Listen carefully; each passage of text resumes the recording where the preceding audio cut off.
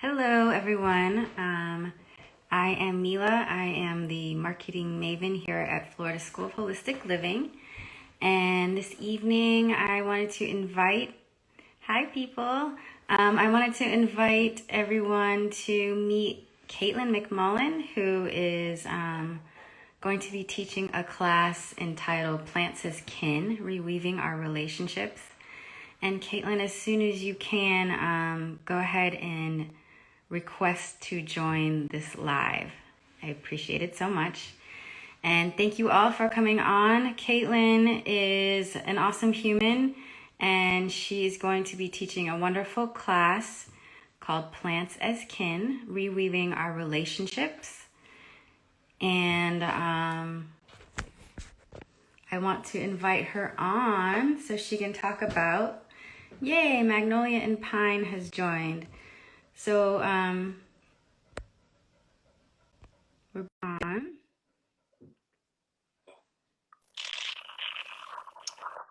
Looks like I need to turn my camera around. Sorry. Technology. Hi. Hello. Thanks for joining us. Yeah, it's good to see your face, Mila. You as well. It's been a while. It has, yes. It's been a long while. Yeah. So I would love to introduce you or introduce, what your background is. I'm echoing. Am I? Hi. I'm Oh, echoing. So if you can no, hear I it, can't. but I hope that it subsides. Um, so the last time I saw you, we were at the Florida School of Holistic Living, and you had your wonderful medicine from Magnolia Line. And I love what you have to offer. I would love to learn more about your path as an herbalist and your path really being engaged in this wonderful subject of having relationship with plants as kin. Sure. Yeah. So I have had a pretty meandering path, I would say. I um, have always had a relationship with plants. I was an avid tree climber as a young child, and that has really never gone away except for the few years where I was always holding a baby. It's hard to climb a tree with a baby. um, Absolutely. although I'll say I've done it a few times. Um, but I can actually enjoy climbing trees again now that my kids are older. Um, so yeah, I spent a lot of time outside in parks when I was a little kid, and I think that really, just formed the basis of um, my sense of a relationship with the more than human world and with plants specifically. Um, I didn't really think about it at that point. Um, it was just something that connected in with that process as I looked back over my life. I started consciously studying herbalism when I went to college. And I was like, oh, I don't have a mom to make me yummy soup and give me what echinacea and when I'm sick and I have to learn how to take care of myself. Yeah. So I got into cooking and started learning about herbs and blending my own tea blends, and then found my way to various herb conferences and got connected with um, the Florida School of Holistic Living that way. I went to the second, I've been to every herb conference in Florida other than the first. So I found myself there the second year and uh, went through Emily's classes and graduated from the community class with her. What year was Yeah, that? I was going to ask you, what did you grab? I have to think about it. It was the year that my daughter was born. I got pregnant halfway through the class. It was 2014. Yeah.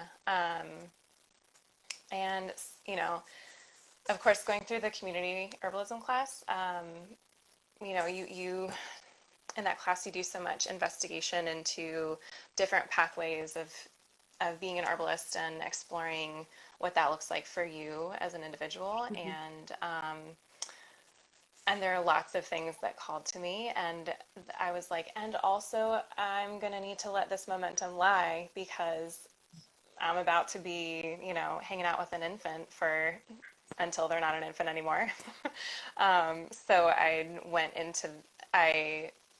built a lot of excitement and directions that I wanted to explore while I was in that class, and then knew that I needed to just kind of send it adrift and know that things would grow organically from there as I had time and energy to do so.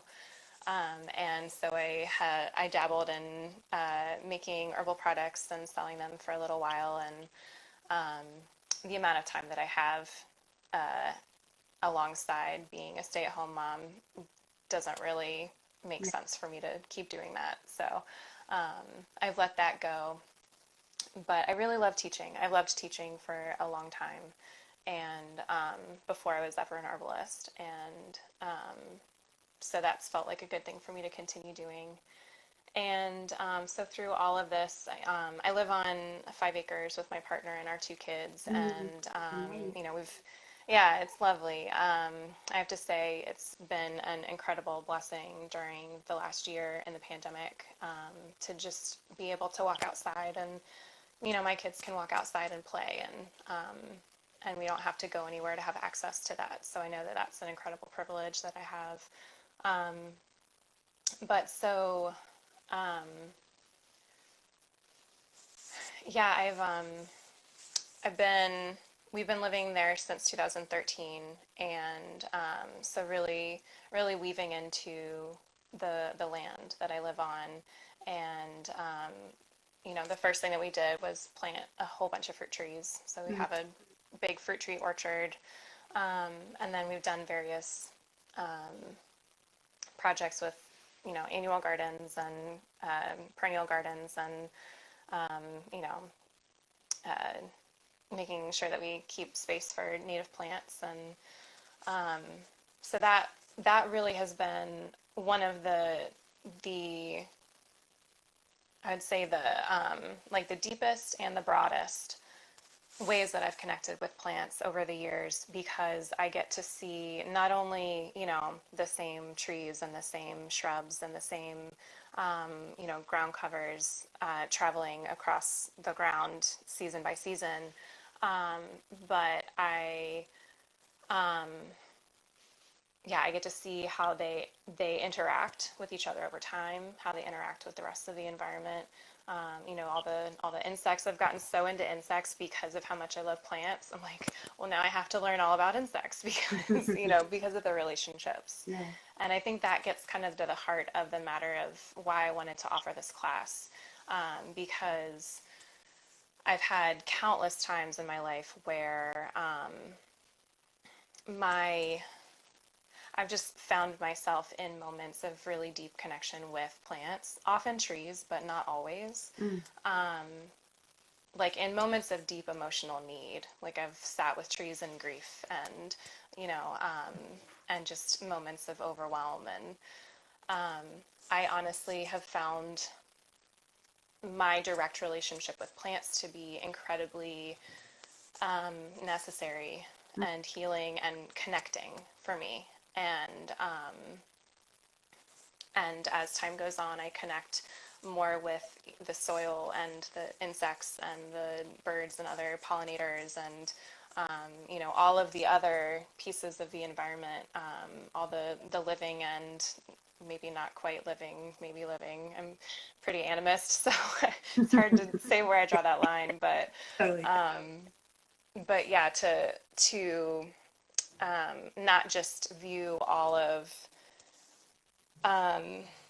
the living beings around me as individuals, but to see the tapestry of them woven together, and to feel my way into connection with that living community. And I think that for herbalists and plant interested people, Mm-hmm. that working with plants can be a really wonderful gateway into that, because I have really felt like I've felt a sense of belonging Mm. when I'm in a relationship with plants that is really, really necessary for me, and I think for many of us right now. It's really easy to feel disconnected or confused about how to and where to connect and with whom. But the plants are always there, even growing through the concrete. So, Mm. Well, I appreciate your share. Um, I'm curious about some of the things you'll be sharing with us in the class. yeah.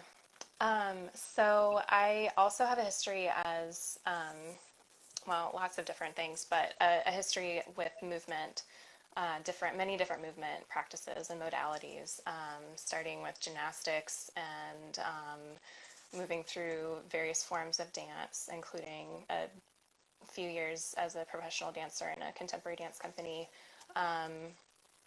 And I've been practicing Tai Chi for, how old am I?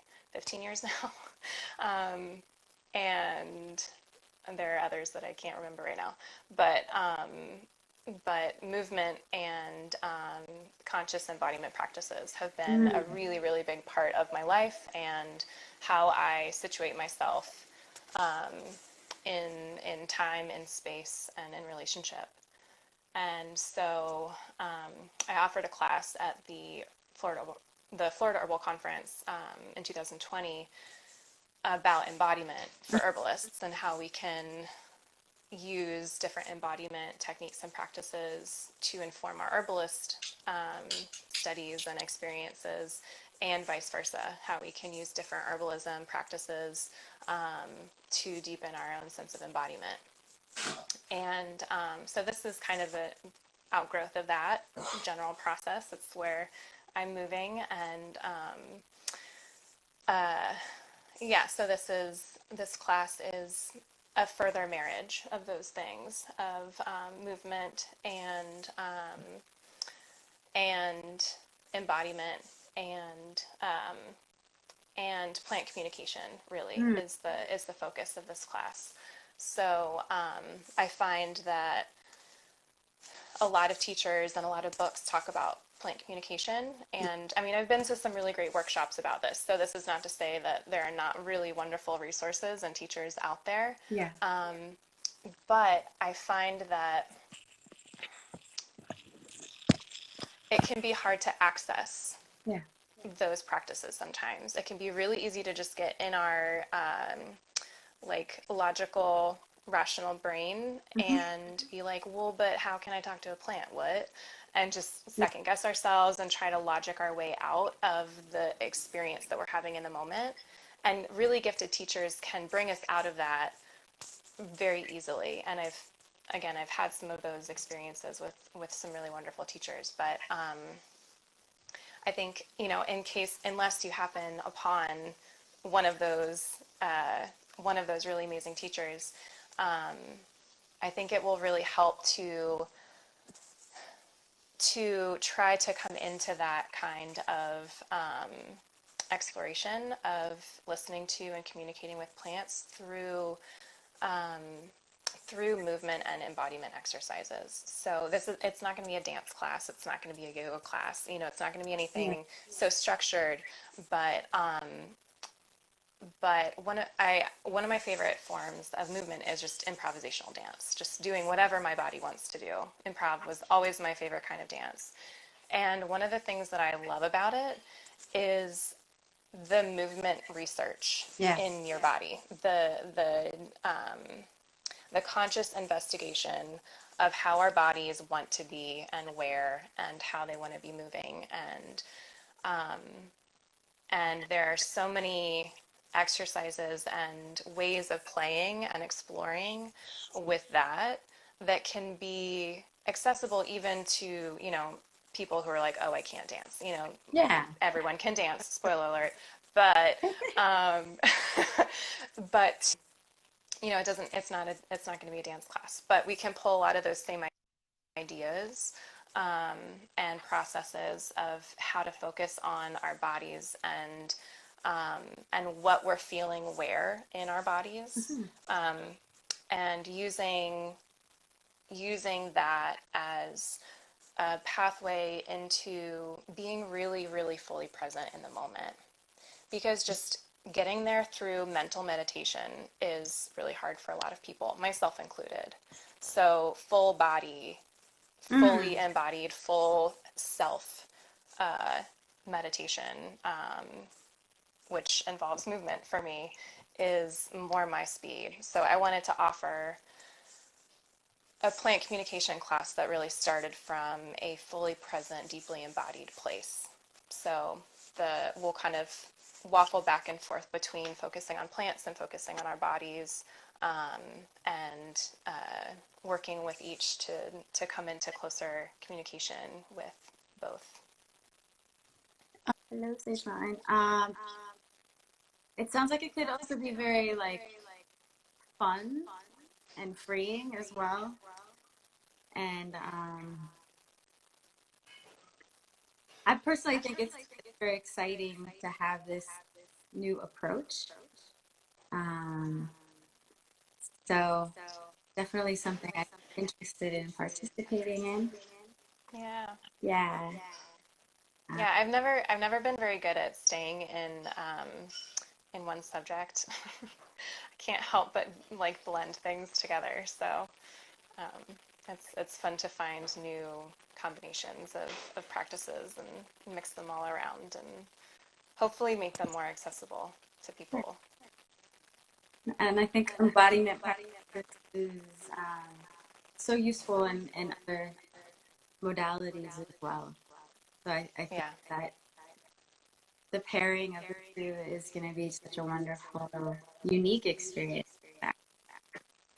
Yeah, I don't remember really. I mean, there's some herb classes where you get up and stretch and move a little bit, but I find that it's usually like a sort of invocation at the beginning and not something that continues through the class. So um, it's an experiment for me. We'll see how it works. But I've taught a lot of dance and I've taught a lot of stuff about herbs and plants, and I'm really excited to blend them together. And it will be fun. I think that it has the potential to be a little bit nervy for some people because approaching plant communication, there's like this, it's not quite fear, I don't think. Sometimes it can show up as fear. Honestly, I've been afraid to open up to some trees before because like trees are so big, Mm, and I don't just mean like physically, like their energy is so massive and ancient, especially like really big old trees. And sometimes I'm like, I'll give you a hug, but like I'm not ready for anything more than that right now. Like there have been times when I've really wanted to hang out with trees and be like, I know that there are more levels of communication with them, and yeah. but not having the space for that in myself and in that moment in my life. So I definitely know what that feels like, that like I don't know what this is and I don't know if I can handle it and I don't know how it will integrate into myself and my life moving forward.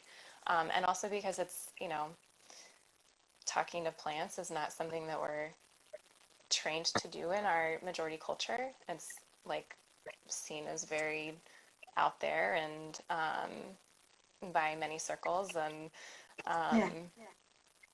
so it can be hard for some people to let that side of their conditioning get out of the way and let them just be there and be present. So I think that the embodiment work will help with that as well, to to let some of those layers lie, Hmm.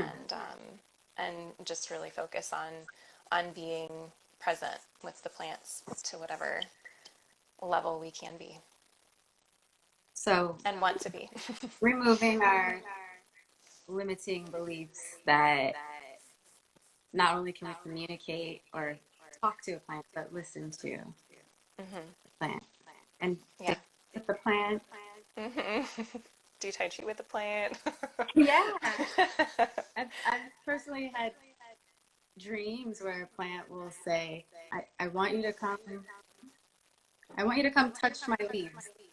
Mm, And it was after that dream, I was like, okay, I can have this like tactical, textural experience in it.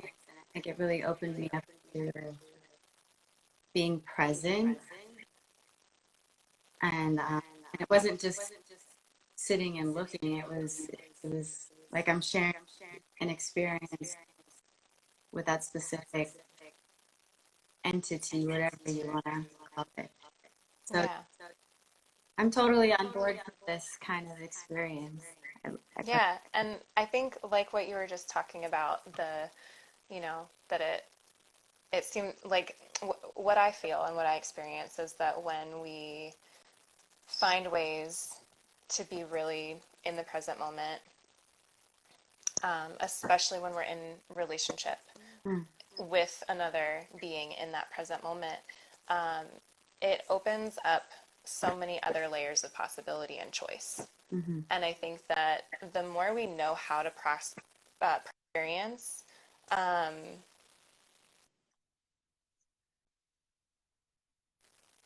the more choice we have in any moment. You know, Yeah. um, I try not to make it sound like being super present and super embodied at every moment of every day is like the best. Like there's no moral rightness in your level of because dissociation and distraction are super valid techniques for surviving in our society. Mm-hmm. Um, but if you know how to be really present in a way that feels healthy and connecting and generative, then then you have that choice to move into that. And so that's part of what I want to do too, is to offer many different pathways into that place. That's beautiful. I love it. Thank you so much, Caitlin, for joining us and sharing all about your upcoming class. Don't forget to click the link below to join us for Plants as Kin Reweaving Relationships. Thanks for listening, y'all.